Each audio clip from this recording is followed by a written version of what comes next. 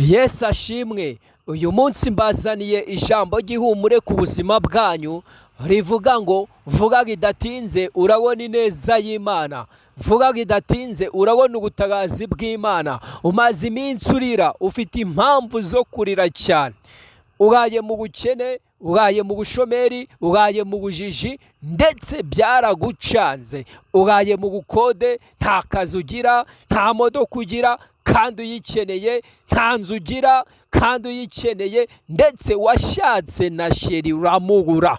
Uri umusore uratereta kakakurenga, uri umukobwa agasore rwose barakwanga.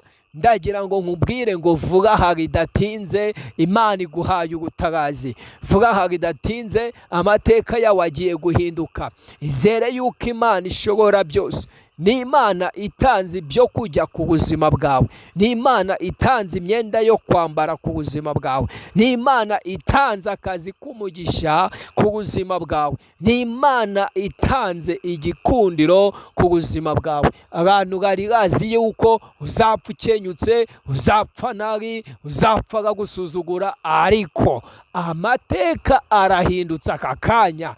Amateka yawe yisubiyemo. Aho bari bazi yuko uzagwa ntabwo ariho uzagwa, aho bari bagutegeye ntabwo ariho bazakubonera. Mbega bari bafite ishusho y'ubuzima bwawe, bazi yuko ari wowe ukwiye kubaho ukenye, bazi yuko ari wowe ukwiye kubaho usuzuguritse. Ariko ndakubwira yuko Imana nkorera, Imana nasenze, vuga haridatinze urabona ubutabazi bw'Imana. Vuga ngo amen, vuga ngo amen, vuga ngo amen. Hari impamvu wemera yuko Imana izaguha ubutabazi.